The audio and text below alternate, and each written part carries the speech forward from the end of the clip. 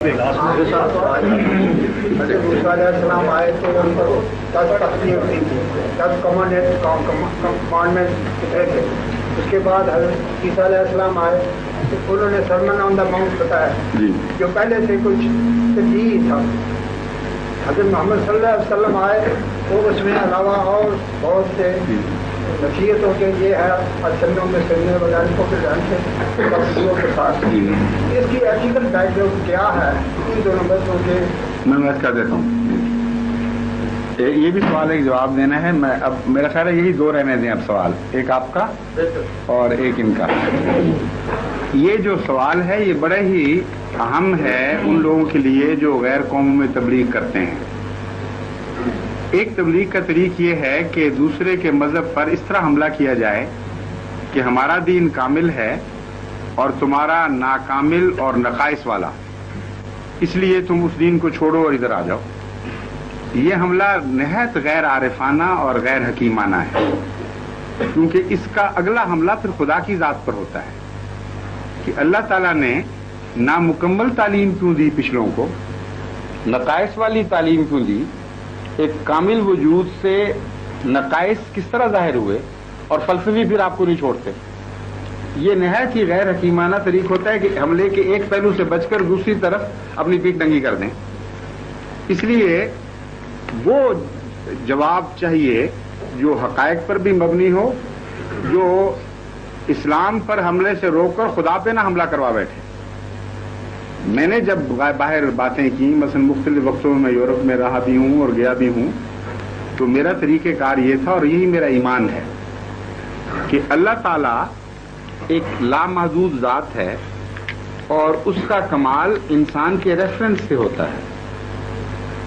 یعنی یہ شرک ہے یہ کہنا کہ خدا تعالیٰ نے اپنے کمال کے ساتھ ہمیں سب کچھ دے دیا ہے۔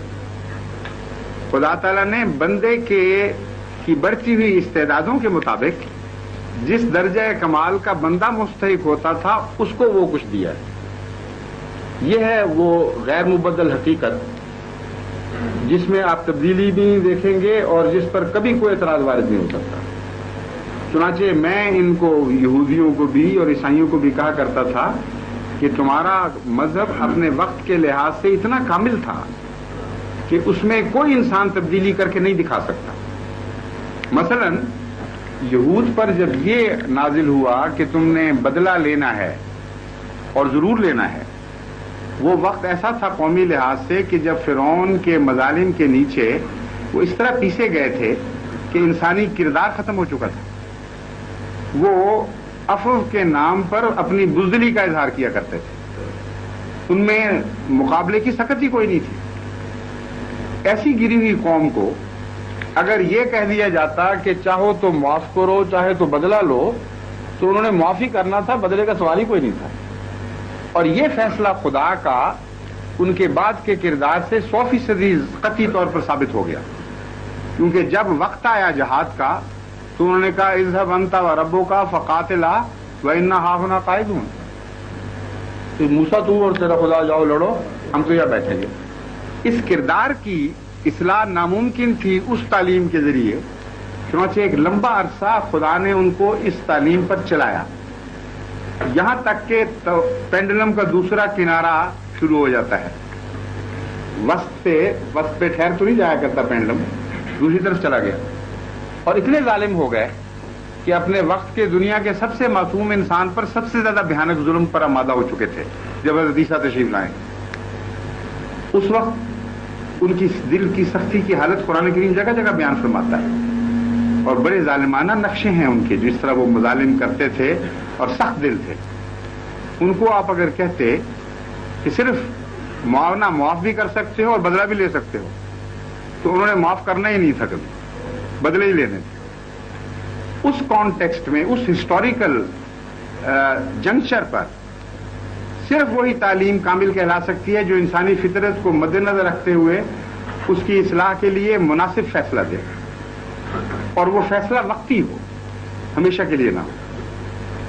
چنانچہ عیسیٰ بھی وقتی رسول تھے اور موسیٰ بھی وقتی رسول تھے۔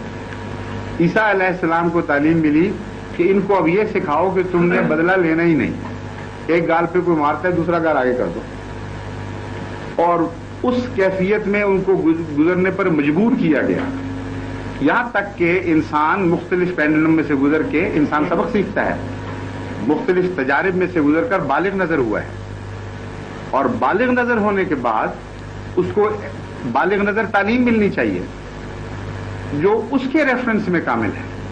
جب ہم اکمل کہتے ہیں تو یہ مراد ہے کہ انسان جس شعور کے مقام پر پہنچا اپنی ان استعدادوں کے ساتھ، اس لحاظ سے خدا اکمل طور پر ظاہر ہوا، لیکن خدا پھر بھی محدود نہیں ہوگا۔ انسان کا درجہ استطاعت فیصلہ کرے گا اس کو کیا ملتا ہے۔ چنانچہ میں جب یہ بتاتا تھا تو یہودی بھی خوش ہوتے تھے، عیسائی بھی خوش ہوتے تھے کہ اس نے ظلم نہیں کیا ہمارے اوپر، بالکل حقیقت ہے جو بیان کر رہا ہے۔ اور اگر آپ یہ ظاہر کریں کہ آپ ظالم ہیں شروع میں ہی، تو آپ کی بات کون سنے گا؟ پھر اگلا قدم سننے کے لیے وہ تیار ہو جاتے ہیں، یعنی حضور صلی اللہ علیہ وسلم کا حسن دیکھنے کے لیے آمادہ ہو چکے ہوتے ہیں۔ ان کو میں کہتا تھا اب میں قرآن کی تعلیم بتاتا ہوں۔ قرآن فرماتا ہے کہ اگر کسی پر ظلم کیا جائے تو اس کو حق ہے کہ وہ بدلہ لے، لیکن اتنا ہی بدلہ لے جتنا اس پر ظلم کیا، اور اس پہ اضافہ نہ کرے، اور اگر وہ معاف کرے اس شرط کے ساتھ کہ اس کی معافی کے نتیجے میں اصلاح احوال ہو، نہ کہ جرم کا حوصلہ بڑھے، تو ایسا شخص اپنا اجر اپنے رب سے پائے گا۔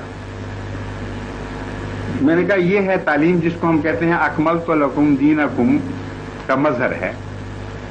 تو آپ کہتے ہیں، آپ یہ سمجھتے ہیں، اگر ہم پہلا استدلال کریں جو عموماً پیش کیا جاتا ہے، تو پھر یہ بھی اعتراض کیا کرتے تھے کہ اب اس کو بھی تو 1300 سال 1400 سال گزر گئے ہیں، اب اس کو بھی بدل جانا چاہیے۔ تو میں ان سے کہتا تھا کہ now it has become time لیس، آپ اس کو آپ بدل کے دکھائیے، اس میں کوئی امپروو، آپ کے بڑے بڑے دانشور کوئی امپروومنٹ کر کے دکھا دیں تو میں مان لوں گا کہ ہاں اس کو بھی بدل جانا چاہیے، دلیل سے بات کریں۔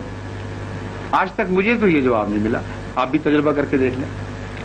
تو اکمال دین کا یہ مطلب ہے کہ تعلیم ایسی کامل کر دی گئی کہ اس کے نتیجے میں انسان کے بدلتے ہوئے حالات اس پر ہاتھ ہی نہیں ڈال سکتے۔ اور صرف یہی نہیں، اور بھی مضامین میں جب آپ مذاہب کی تعلیم کے ارتقاء پر غور کریں تو نہایت عظیم الشان مضمون ہے، لیکن یہ اتنا نہیں کہ اس چھوٹی سی مجلس میں تفصیل سے بیان کیا جائے، صرف ایک نمونہ میں نے آپ کو بتا دیا ہے۔